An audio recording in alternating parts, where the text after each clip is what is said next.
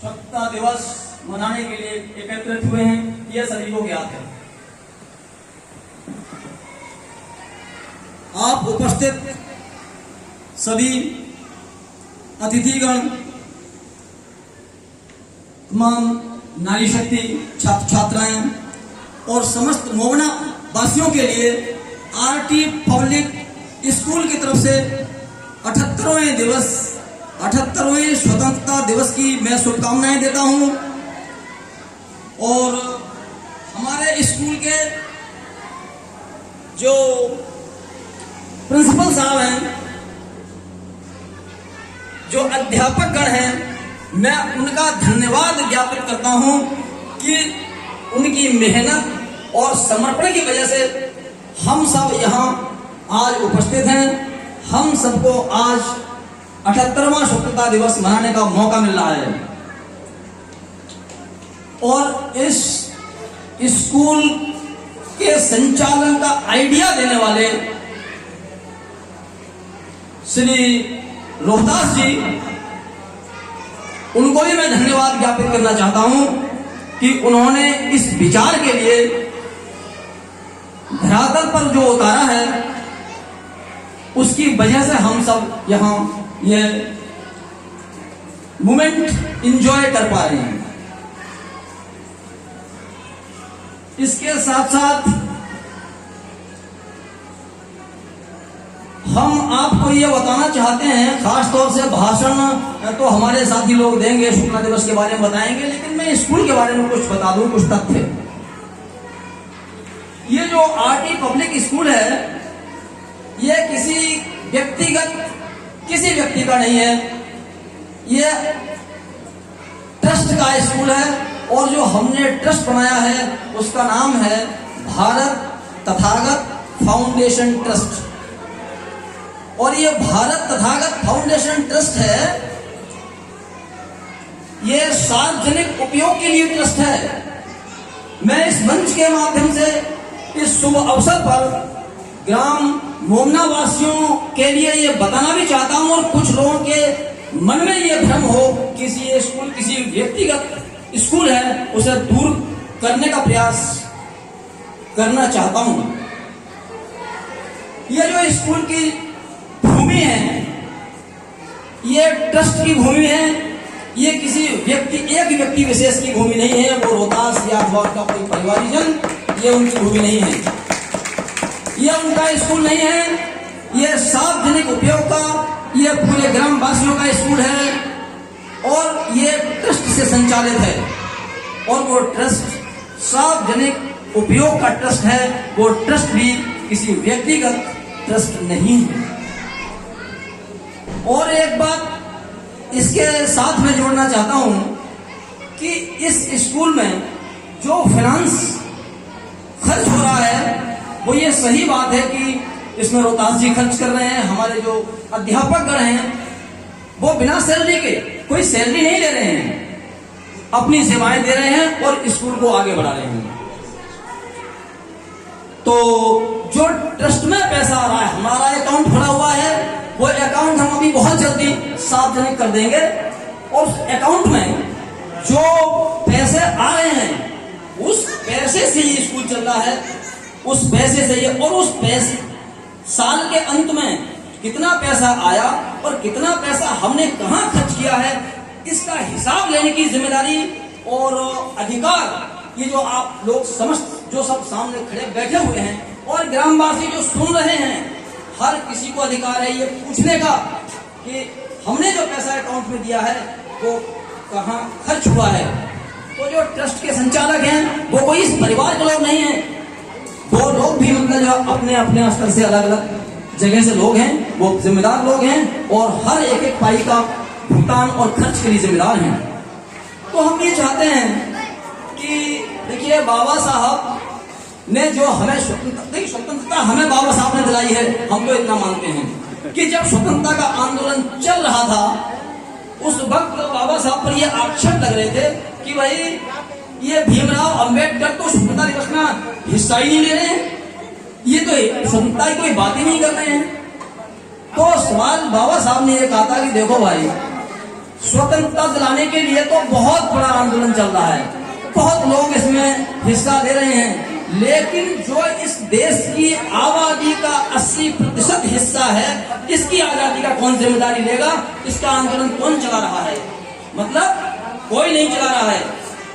आंदोलन लोग चला रहे थे अंग्रेजों से आजाद होने के लिए, अंग्रेजों से आजाद होने के लिए, लेकिन जो यहाँ के काले अंग्रेज थे, काले अंग्रेजों से मतलब है कि अंग्रेजों के समय पर मैं और थोड़ा सा बता दूं कि कोई डेमोक्रेटिक व्यवस्था नहीं थी, यानी प्रजातंत्र की व्यवस्था नहीं थी। साहब हम चुने जा रहे हैं, हम कहीं वोट दे रहे हैं। यहाँ के छोटे छोटे राजा महाराजा थे, उनके खेत थे, खलियान थे, जिम्मेदारियां थी, हम लोग उनके नौकर थे। तो हमारी अगर अंग्रेज हमको छोड़ देते, ऐसे ही सत्ता हस्तांतरण कर देते भाई, तो फिर वो आजादी हमको मिलती क्या या उन लोगों को मिलती जिनके खेत खलियान पे शासन अधिकार था, जिनकी अपनी खुद की दुकानें मकानें थी? हमको क्या मिलता? तो बाबा साहब ने ये कहा था कि देखो भाई, सुनता तो मिलेगी, लेकिन मैं अपने लोगों की जो गरीब तबका है, यहाँ का 80% गरीब तबका है, मैं उसकी आजादी के लिए लड़ रहा हूँ। और जब तक उसकी आजादी नहीं मिल जाती है, तब तक अंग्रेजों से आजादी का कोई मतलब नहीं होगा। तो हमने जो स्कूल सभी के सहयोग से, रोहतास जी और अन्य हमारे अध्यापक गण हैं और जो मोहल्ले वाले हैं सम्मानित और ग्रामवासी जिन्होंने उत्साह बढ़ाया है, इस स्कूल को शुरू करने का जो प्रयास किया है, उसका मतलब ही ये है कि हम आजादी का मतलब समझें और हमारी जो नेक्स्ट जनरेशन है वो बड़े होकर के आजादी के माहौल को महसूस भी कर सके। हमने ये व्यक्तिगत तौर पर देखा है, महसूस किया है कि हमारी उम्र तो बड़ी है, हम बड़े तो हुए हैं, हमको कहीं नौकरी मिली है, कहीं हमने व्यवसाय किया है, हमको पैसा मिला है, तो हम ऐसा लगता है कि जैसे हम ठीक ठाक हैं, लेकिन हम ठीक नहीं हैं। हम अपने दिलों में झांक कर देखिए भाई, डरते हैं, हम डरते हैं, हमको डर लगता है अपनी बात कहने में, हम संकोच करते हैं अपनी बात कहने में, हम छोटी छोटी बातें बताते हैं। हमारे यहाँ बड़े हम यहाँ मोहना के ही, मैं उनका नाम नहीं ले रहा हूँ, वो बड़े, उनकी बॉडी वो बहुत शानदार है, एकदम हीरो जैसा लगते हैं। उन्होंने चश्मा वश्मा लगा के एक दिन मुझसे बोले, अब देखो कोई मुझे शेड्यूल कास्ट का कहेगा, तो फिर मुझे बड़ा आश्चर्य हुआ कि कोई शेड्यूल कास्ट का मुझको कहता है, तो क्या कहीं से कोई कमी है, कहीं कोई इंफीरियोरिटी है? तो हमने ये महसूस करते हैं कि इस बच्चे के अंदर, इस नौजवान के अंदर कोई डर सता रहा है। ये बॉडी से तो लगता है बहुत तंदुरुस्त है, बहुत पहलवान है, इसका दिमाग उतना विकसित नहीं है, ये आजाद नहीं हो पाया है। तो हम ये चाहते हैं कि हम अपने बच्चों को कुछ इस तरह की शिक्षा दें कि वो आजादी के माहौल को फील कर सकें, महसूस कर सकें कि हम अपनी कोई भी दुकान लगा सकते हैं, कैसे भी कपड़े पहन सकते हैं, कहीं भी जा सकते हैं, ये हम आजाद भारत में। महसूस कीजिए कि आज हम यहाँ खड़े होकर के जो भाषण दे रहे हैं, आप लोग बैठे हैं, एंजॉय कर रहे हैं, बाहर भी घर भी, अंग्रेज नहीं है ना हमारे सिर पे। जब अंग्रेज किसी वक्त जमाना हो रहा होगा तो हम डरते होंगे कि यार हम अपनी बात कैसे कह लें। कोई अंग्रेज जाकर राजा जी से, यानी कि इंग्लैंड में शिकायत कर देगा तो हम यहाँ पर कोई मार देगा, सस्पेंड कर देगा, पता नहीं हमारी सुविधाएं छीन लेगा। इसी तरह से हम चाहते हैं कि जो हमारी 80% की आबादी यहाँ पर जो कमजोर तबका है, उसमें SC है, ST है, OBC है, माइनॉरिटी है, और भी तमाम लोग हमारे जनरल कास्ट के गरीब लोग हैं, वो सब महसूस कर सकें इस आजादी के लिए कि हाँ हम वाकई आजाद हैं। आजाद काय से? आजाद हैं हम भ्रष्टाचार से, आजाद हैं हम गैर बराबरी से, आजाद हैं धार्मिक पाखंडवाद से, और हम दिशा में जा रहे हैं हम शिक्षा की तरफ, अंधकार से प्रकाश की ओर, तार्किकता की ओर, विज्ञान की ओर। ये हमको अपने छोटे छोटे बच्चों को जरूर सिखाना है। मैं समझता हूँ कि शायद हो सकता है जो ग्रोन अप है, जो बड़े हैं, उनकी दिल से ना भी निकले, लेकिन ये छोटे छोटे बच्चों को अगर हम ठीक से पढ़ा देंगे, ठीक से इनके अंदर विचार ला देंगे, तो मैं समझता हूँ कि ये फिर कोई ये कहने वाला नहीं होगा चश्मा लगा के मैं देखो अब SC का नहीं लग रहा हूँ। हमें गर्व होगा कि हम SC के हैं, और हम वो वाले SC के हैं कि हम 80% में हम वर्ल्ड का मतलब जो वर्ल्ड का मतलब नेतृत्व करते हैं। हमारे बाबा साहब की तस्वीर जब ये भारत आजाद नहीं था तब इंग्लैंड के हाउस ऑफ कॉमन्स में लग गई थी, ऑस्ट्रेलिया की संसद में लग गई थी, अमेरिका की संसद में लग गई थी। तो भाई मैं सोचता हूँ कि यार डर किस बात का है? सोचो डर अब क्या है? हम फाइनेंशियल बहुत कमजोर हैं, हमारा आर्थिक पहलू बहुत कमजोर है। हम आर्थिक स्थिति को कैसे बदल सकते हैं भाई? तो हम आर्थिक स्थिति को शिक्षित होने के बाद हम ये महसूस कर सकते हैं कि हम अच्छी तरह से व्यापार कर सकेंगे, अच्छी तरह से दुकान चला सकेंगे, अच्छी तरह से नौकरी कर सकेंगे और अच्छी तरह से अपने अधिकारों को मांग सकेंगे। अब हमारे अधिकार क्या हैं? अधिकारों के बारे में भाई जो हमारे बहुत ही प्रिय मित्र हैं श्री इंद्रेश जी एडवोकेट, वो ये समझाते हैं, कहते हैं और मुझे बड़ा अच्छा लगता है कि भाई वकील बन जाओ। तो मैं महसूस करता हूं मत बनो वकील यार, कम से कम पढ़ाई कर लो, संविधान पढ़ लो, कुछ धाराएं पढ़ लो, उसमें पता चलेगा कि हमारे क्या अधिकार हैं, हम किससे कैसे लड़ सकते हैं। फिर भी हम चाहते हैं कि जो हमारे बच्चे हैं जो नौकरी नहीं कर रहे हैं, केवल दुकान चला रहे हैं और उनको ग्रेजुएट हैं या फिर इंटरमीडिएट हैं, मैं कहता हूँ घर बैठ के एलएलबी कर लो, मत करो वकालत, अपने लिए जान जाओगे, अपने परिवार की सुरक्षा के लिए जान जाओगे। हम आपको एक उदाहरण देते हैं। कुछ समय पहले एक मोहना में घटना हुई थी। मोहना में एक घटना हुई थी, कुछ पुलिस आई थी एक मामले को लेकर और वो रात के 12 बजे का मैटर था और वहां जो है हाय तौबा हो रही थी। फोन पहुंचता है श्री रोहतास जी के पास, हम उनको प्यार से नेताजी कहते हैं। उन्होंने मेरे लिए फोन किया कि इस तरह से मसला है, वहां पुलिस आई हुई है और पुलिस जो है परेशान कर रही है। वहां हम लोग जो मैनेज हो गया, आप लोगों ने किसी तरह से कर लिया है, आप लोग बैठे हैं, आपको पता है वो क्या करना है। हम सुबह के लिए आए, हमने देखा, सुना और हम सबने मिलकर के एक तहरीर तैयार की और हमने वो तहरीर पुलिस में दी। वो तहरीर पुलिस में दी और वो पुलिस के खिलाफ थी।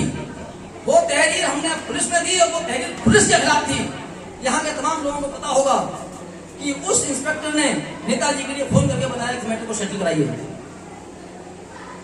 कानून की वो ताकत है, बाबा साहब के कानून की वो ताकत है, हम इज्जत से सम्मान से जी सकते हैं। तो मैंने बहुत समझ लिया है, आपका ज्यादा समझ नहीं लूंगा क्योंकि और भी पुस्तकें देनी है, लेकिन हम इतना एक छोटी सी बात आपको और बताना चाहेंगे।